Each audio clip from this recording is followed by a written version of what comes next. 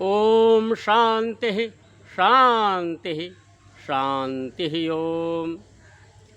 मित्रों, समाचार पत्रों में, टीवी चैनल पर, यूट्यूब पर सर्वत्र तालिबान की चर्चा हो रही है। टीवी पर आप देखेंगे तो अधिकतर समाचार तालिबान को लेकर के ही होते हैं और सर्वत्र चर्चा हो रही है तालिबान की। तालिबानी किसे कहते हैं? वैसे तो तालिबान माने होता है छात्र। जो इस्लाम मत को मानने वाले लड़के उनके मदरसों में पढ़ते हैं, उनको तालिब कहते हैं और तालिब का बहुवचन तालिबान हो गया है। और उन्होंने मदरसों में पढ़ने वाले छात्रों ने अपना संगठन बना करके 20 साल पहले पाकिस्तान और अमेरिका के सहयोग से अफ़गानिस्तान पर कब्जा कर लिया था और पुनः अमेरिका की मार खा करके पराजित हुए। अफ़गानिस्तान की सत्ता उनके हाथ से चली गई थी और फिर जैसे ही अमेरिका अफ़गानिस्तान से पलायन किया, पुनः जो है आज कब्जा कर लिए हैं। मेरे मित्रों, लेकिन रियल में तालिबानी किसे कहते हैं? तालिबानी यानी नफ़रत की दुकान। जो नफ़रत से भरा हुआ हो, ईर्ष्या द्वेष से भरा हुआ हो, शोषण अत्याचार से भरा हुआ हो, खून खराबा करता हो, नदियाँ बहाता हो खून की, उसको तालिबानी कहते हैं। मेरे मित्रों, आज अफ़गानिस्तान पर जो ये शैतानी तंत्र लागू हुआ है, इससे क्या होगा? पूरे विश्व में अशांति फैलेगी। आतंकवादियों का मनोबल बढ़ा है, चाहे वे पाकिस्तान के हों, चाहे अफ़गानिस्तान के हों, चाहे इराक के हों, चाहे अफ्रीका के हों। जहाँ के भी कोई आतंकवादी है और मुस्लिम आतंकवादी हैं, वे विशेष रूप से उनको प्रोत्साहन मिला है। और साथ साथ इसके अलावा अन्य मत के मानने वाले भी, जो उग्र विचार के लोग हैं, जो हिंसा में विश्वास रखते हैं और हर समस्या का समाधान हिंसा से खोजते हैं, उनको भी इन तालिबानियों से यानी नफ़रत की दुकान से प्रेरणा मिलेगी कि देखो, ये तालिबानी सफल हो गए, अपनी सत्ता कायम कर ले, अपना मजहबी कानून लागू किया है पूरे देश में, हम क्यों पिछड़ें? हम जो है ऐसे सोच वाले, इनसे प्रेरणा लेने वाले, भले ही इनकी बुराई करते हों, इनसे नफ़रत करते हों, इन तालिबानियों से इनकी बुराई करते हों, लेकिन फिर भी अप्रत्यक्ष रूप से इनके प्रति प्रतिस्पर्धा की भावना बहुतों में उत्पन्न होगी। प्रायः जो जितने भी मुस्लिम देश हैं, अधिकतर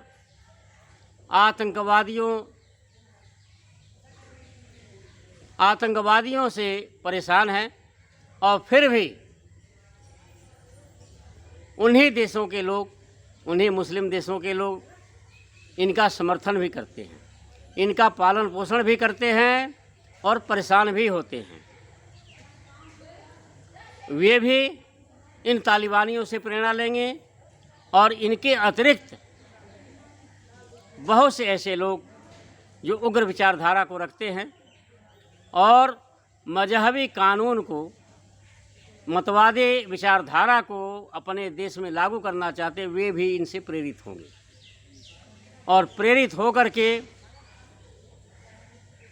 कोशिश उनकी होगी कि हम भी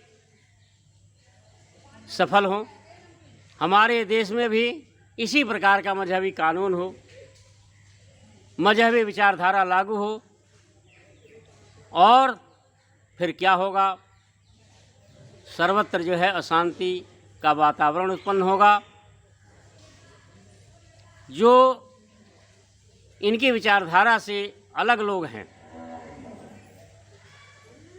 जो इनकी विचारधारा को नहीं मानते, वे परेशान होंगे। चाहे मुस्लिम देश हो, चाहे गैर मुस्लिम देश हो, जो भी इन तालिबानियों से यानी नफ़रत की दुकान से प्रेरणा लेंगे, इस नफ़रत की दुकान से माल खरीदेंगे।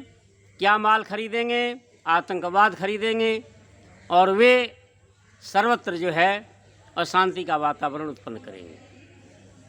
तो ये तालिबानी आज जो सफल हुए हैं, ये पूरे विश्व में अशांति का कारण बनेंगे। और विशेष रूप से पाकिस्तान की सह से जो अफ़गानिस्तान में तालिबानियों की सत्ता कायम हुई, इन शैतानों की सत्ता कायम हुई है, वह भारत के लिए विशेष हानिकारक है, क्योंकि पाकिस्तान इनके सहयोग से जो ISI है, वह भारत में और कश्मीर में अशांति फैलाने की कोशिश करेंगे। भारत के अभिन्न राज्य कश्मीर में विशेष रूप से इनका अभियान होगा। यह भारत के लिए अत्यंत चिंतनीय है। तो इस तरह से यह अफ़गानिस्तान में जो तालिबानियों की सत्ता कायम हुई है, यह पूरे विश्व के लिए खतरे की घंटी है। पूरे विश्व समुदाय को चाहिए कि हर प्रकार से इन प्रकार से, चाहे साम दाम दंड भेद की नीति अपना करके पुनः जो है इनकी सत्ता को समाप्त किया जाए, और किसी भी प्रकार से वहाँ लोकतंत्र स्थापित हो, धर्मनिरपेक्ष राज्य स्थापित हो। तभी अफ़गानिस्तान का और पाकिस्तान का भी इसमें हित है, और पूरे विश्व का हित है। यदि विश्व में शांति स्थापित करना है, तो बहुत ज़रूरी है अफ़गानिस्तान से इन तालिबानी शैतानों की दुकान बंद हो। ये नफ़रत की दुकान से पूरे विश्व में कोहराम मचेगा, और बहुत से नौजवान जो उग्र विचारधारा के लोग होते हैं, जो कट्टरता को प्रश्रय देते हैं, कट्टरता को मानते हैं, चाहे किसी मत के मानने वाले हों। कट्टरता का मतलब ही होता है नफ़रत। कट्टरता का मतलब ही होता है नफ़रत। कट्टरता का मतलब होता है काटना, कटिंग करना, भेद उत्पन्न करना, दीवार उत्पन्न करना, दुख पहुंचाना। जो भी काटता है वह दुख ही पहुंचाता है। चाहे कांटा काटता हो, चाहे सुई काटती हो, चाहे कैंची काटती हो, चाहे तलवार काटती हो, चाहे जुबान काटती हो, जो हर एक चीज़ काटने वाली होती है, वह जो अशांति फैलाती है, दुख पहुंचाती है। और कट्टरता नफ़रत की दुकान होती है। और ये तालिबानी पक्के कट्टर होते हैं, अत्यंत कट्टरता को मानते हैं, और कट्टरता जो है अशांति की घर होती है। देखिए, जो भी चाहे मजहब हो, चाहे कोई संस्था हो, विचारधारा हो, मनुष्य को सुख पहुंचाने के लिए बनी है, मनुष्यों को दुखी करने के लिए नहीं बनी है। विश्व में शांति स्थापित करने के लिए बनती है।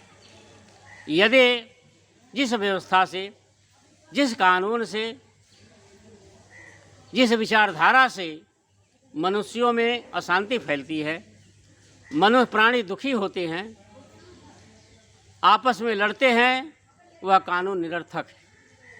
और जो विचारधारा, जो कानून, जो व्यवस्था मनुष्यों में प्रेम उत्पन्न करती है, मेल जोल को बढ़ाती है, आपस में सहिष्णुता उत्पन्न करती है, वह विचारधारा ही धार्मिक होती है।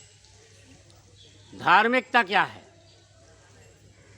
धर्म को लोगों ने मजहब मान लिया और मजहब को धर्म मान लिया। ये बहुत बड़ी भूल है। धर्म अलग चीज़ है, नैतिकता को ही धर्म कहते हैं।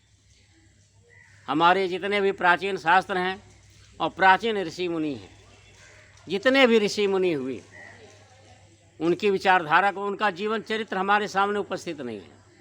क्योंकि जो महापुरुष होते हैं वे अपनी चर्चा कहीं नहीं करते कि मैं क्या हूँ, कितना बड़ा विद्वान हूँ, कितना पढ़ा लिखा हूँ और क्या योग्यता है, कुछ नहीं चर्चा करते। अपने को साधारण मानते थे। ऋषि मुनि लोकेशणा, वित्तेषणा, पुत्रेषणा, तीनों ऐषणाओं से दूर होते थे। इसीलिए उनका जीवन चरित्र किसी भी ऋषि मुनि का आप देख लें, विशेष रूप की थोड़ा थोड़ा मिलता है, नहीं तो जीवन चरित्र नहीं मिलता है। क्योंकि ऋषि मुनि आप्त पुरुष थे। वे ईश्वर के आनंद में सदैव निमग्न रहते थे। उनको न तो लोकेशणा से, न तो वित्तेषणा से, न तो पुत्रेषणा से आनंद की प्राप्ति की चाह थी।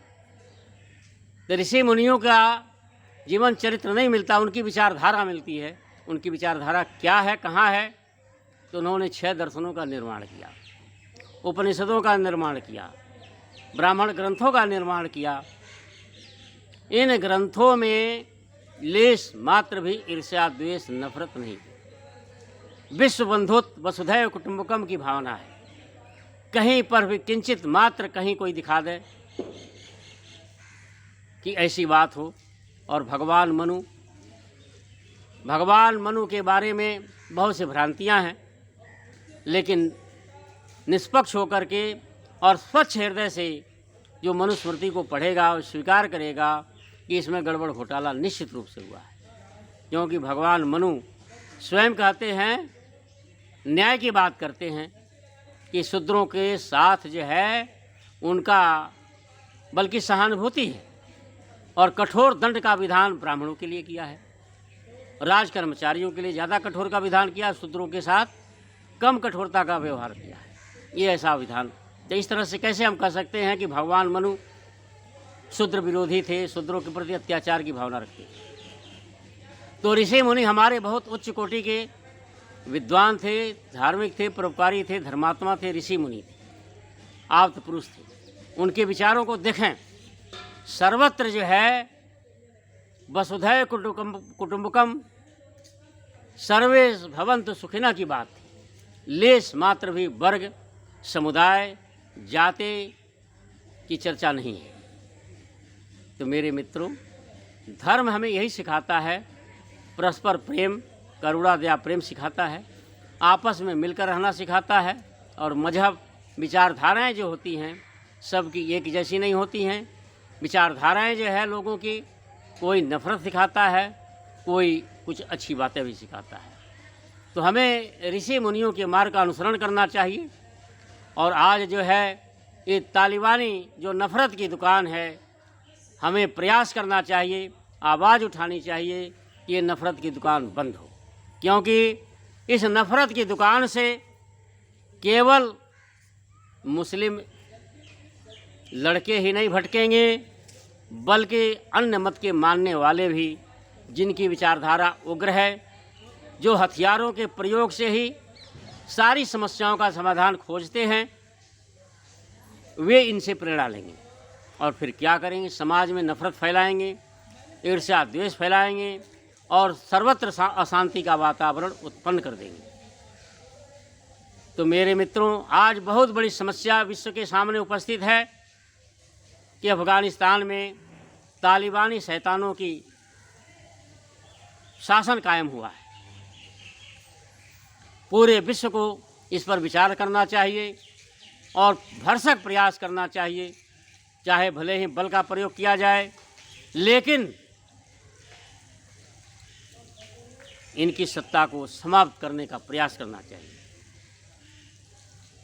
यूरोप के देश, अमेरिका, इंग्लैंड, फ्रांस, जर्मनी आदि देश हैं, और भी बहुत से देश हैं जो बहुत सशक्त हैं, सबल हैं, उनकी वे भुक्तभोगी भी हैं। अभी उनके ऊपर जो है आतंकवादियों का अटैक विशेष करके हुआ था और लादेन का हुआ, लेकिन अब और ख़तरा पूरे विश्व के लिए बढ़ गया है। पूरे विश्व के लिए ख़तरा बढ़ गया है, क्योंकि इन तालिबानी नफ़रत की दुकान से बहुत से लोग प्रेरणा लेंगे और नफ़रत फैलाएंगे विश्व में। आतंकवादियों के नए नए संगठन खड़े होंगे और केवल मुस्लिम ही नहीं, गैर मुस्लिम के भी लड़के, गैर मुस्लिम मत जो अन्य मत के मानने वाले लोग भी हैं, वे भी इनसे प्रेरणा लेंगे।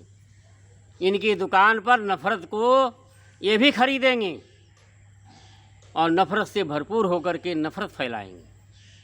भारत भी इससे अछूता नहीं रहेगा, कोई देश अछूता नहीं रहेगा। तो इसलिए आज बहुत विकट समस्या विश्व के सामने उपस्थित है। यह जो है तालिबानियों का जो शैतानी तंत्र लागू हुआ है, यानी नफ़रत का वातावरण जो बोया गया है, यह निश्चित रूप से समाप्त होना चाहिए। संसार में शांति स्थापित हो, परस्पर भाईचारा हो, प्रेम हो, हिंदू मुस्लिम सिख ईसाई सभी मिल कर के रहें, ऐसा प्रयास करना चाहिए। इतना